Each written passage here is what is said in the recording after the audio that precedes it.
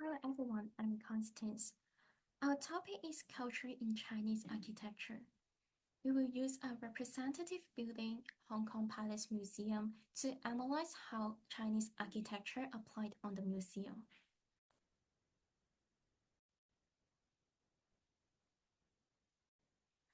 I will first introduce the Chinese architecture culture. First, historical influence. The Chinese architecture was heavily influenced by Confucianism, Taoism, and Buddhism.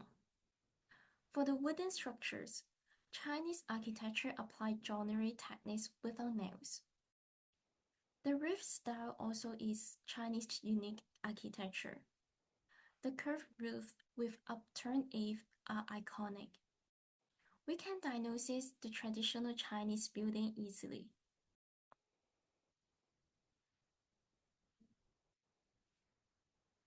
From the outlook of Hong Kong Palace Museum, we can see that it applied wood and stone on the building.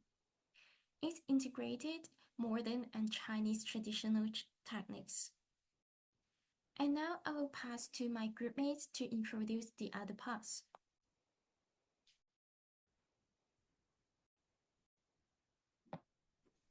Hello, I'm Lindsay. I'm going to introduce the color arts in Hong Kong Palace Museum, as we can see in the pictures. The main color in the entire building are beige, dark red, and white gray embellishments. In the Hong Kong Palace Museum, the design inspiration of the building exterior and the ceiling inside the museum echoes the yellow-gray style roof of Forbidden City.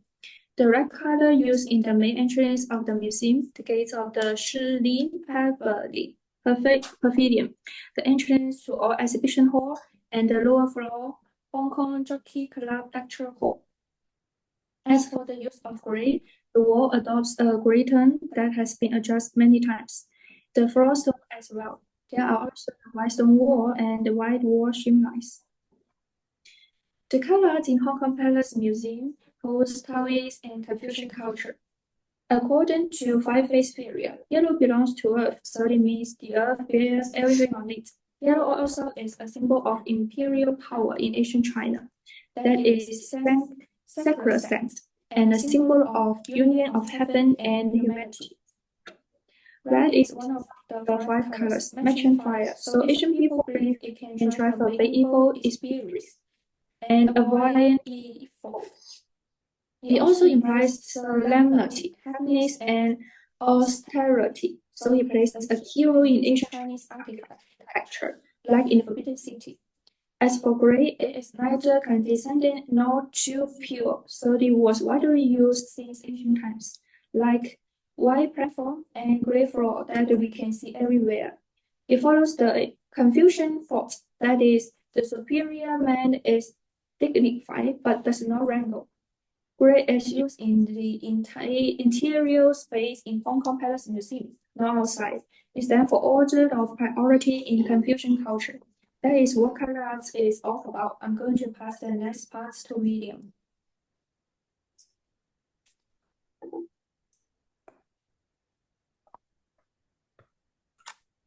Thank you, Lindsay. And I will talk about the space layout and design of the HKPM.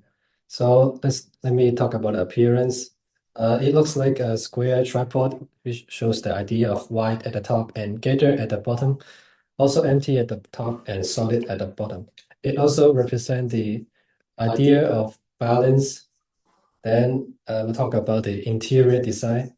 There are three atriums with different orientations, which echoes the central axis concept of the Forbidden City in Beijing, which progresses horizontally, which also represent the symmetry of Chinese culture. Next page, please.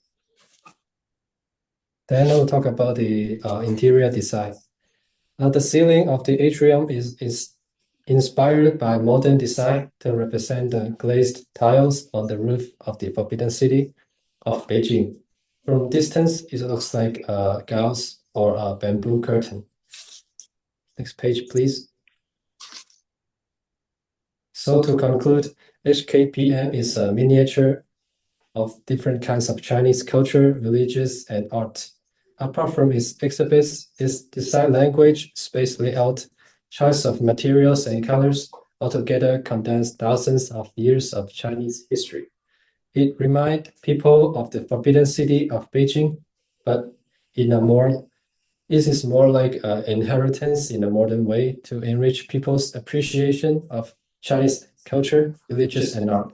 So I will pass the time to Lindsay to talk about our story. Hello, I'm Lindsay again. Our story is about meeting and waiting. One day, when a young man was taking pictures in Hong Kong Palace Museum, a beautiful silhouette accidentally appeared in his camera. But the tipping point is when he looked up again, the figure had gone, just as unexpectedly as she was when she appeared. Spring gone and fall comes. Will he have the chance to hand over the photo to her? We are looking forward to the end of the story. The beginning of the story starts with surprise, so we would like to choose Gu Zheng solo. The source is the snow falling. When he found she was gone, he must have been really upset. So the music tone for the movement is melancholy. So we are going to select the Gu Qin music named Tianxin Qiuge. The last part is a process of waiting with hope, so we think Anting Xu by Gu Zheng is suitable for this part. All these above are primary thoughts. Let's look forward to the end final. Thank you.